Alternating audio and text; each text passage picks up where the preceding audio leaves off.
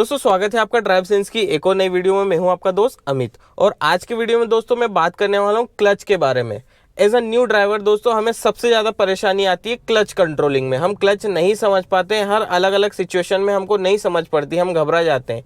लेकिन दोस्तों time by time हम सारी चीज़ें समझ जाते हैं। जैसे जैसे आप गाड़ी चलाते जाते हो आपको प्रैक्टिस होती जाती है कि किस तरह से हमें क्लच कंट्रोल करना चाहिए, बाइटिंग पॉइंट क्या होता है, गाड़ी को मूव करने के लिए हमें क्लच कितना रिलीज करना है, ये सारी चीज़ें हम धीरे धीरे सीख जाते हैं। दोस्तों सुनने में थोड़ा सा टफ लगता है, थोड़ा सा कठिन लगता है। अगर आप सही तरीके से प्रैक्टिस करोगे तो बहुत ही जल्दी आप क्लच समझ जाते हो। लेकिन अगर दोस्तों गलत तरीके से आप प्रैक्टिस करते हो तो वहाँ पे आपका नुकसान हो सकता है, आपकी क्लच प्लेट जल्दी ख़राब हो सकती है।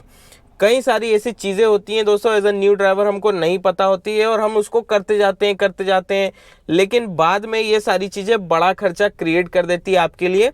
जहाँ पे दोस्तों क्लच प्लेट 1 लाख 1.5 लाख, कई बार ऐसा होता है कि लोगों की क्लच प्लेट 2.5 लाख किलोमीटर तक चल जाती है, लेकिन कुछ लोगों की क्लच प्लेट 50,000 भी नहीं चल पाती है, 60,000 भी नहीं चल पाती है। ऐसा इसीलिए होता है दोस्तों कि वो गलत तरीके से क्लच यूज़ करते हैं या इस्तेमाल करते हैं। आज मैं आपको 3 ऐसे पॉइंट बताने वाला हूँ जिनको आपको बिल्कुल नहीं करना है, जिनको आपको अवॉइड करना है और अपने दिमाग में फीड कर लेना है वो चीज़ कि हमको ये चीज़ नहीं करना है। अब वो क्या है सारे पॉइंट्स, चलिए हम समझते हैं वीडियो में। दोस्तों सबसे पहला, कभी भी अपनी गाड़ी को अप हिल पर क्लच के सहारे रोककर ना रखें। हालांकि न्यू ड्राइवर्स ये नहीं कर पाते हैं, लेकिन कुछ एक्सपीरियंस ड्राइवर ये जल्दी के चक्कर में ये चीज़ करते हैं और कहीं ना कहीं वो अपने क्लच को नुकसान करते हैं। वो लोग क्या करते हैं, गाड़ी को फर्स्ट गियर में लगा देते हैं और गाड़ी के क्लच के बाइटिंग पॉइंट पर क्लच को होल्ड करके रखते हैं गाड़ी, ताकि पीछे ना जाए। और जैसे ही आपका ट्रैफिक फ्री मिले वो अचानक से क्लच छोड़कर एक्सीलेटर दे करके आगे निकल जाते हैं। इसी जल्दी में दोस्तों आपकी क्लच प्लेट खराब हो जाती है। तो ये चीज़ हमको बिल्कुल भी नहीं करना, हमको प्रैक्टिस भी नहीं करना है इस चीज़ की एज अ न्यू ड्राइवर।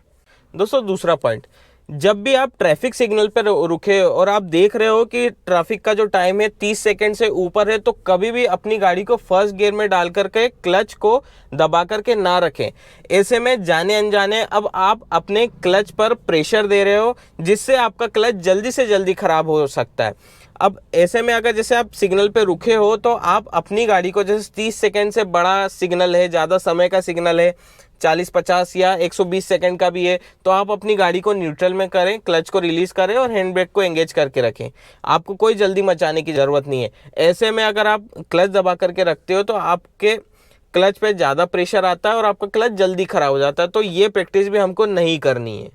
दोस्तों तीसरा और सबसे इंपॉर्टेंट पॉइंट, जब भी आप अपनी कार को उठाने वाले हो या उठाने जा रहे हो तो कभी भी ज़रूरत से ज़्यादा एक्सीलेटर हमें बिल्कुल भी नहीं देना है। कई लोगों को ऐसा भ्रम होता है दोस्तों कि हम जब तक क्लच को रिलीज़ करेंगे और एक्सीलेटर नहीं देंगे तो हमारी गाड़ी नहीं उठेगी, लेकिन ऐसा नहीं है दोस्तों। अगर आपके क्लच पे कमांड अच्छी है तो आप बिना एक्सीलेटर के भी अपनी गाड़ी को आगे मूव करा सकते हो। कितने ही सारे वीडियो में मैंने आपको करके बताया है, अगर नहीं देखा हो तो देख लेना, आई बटन में 1-2 लिंक में दे दूंगा मेरे वीडियोज़ की, आप देख लेना।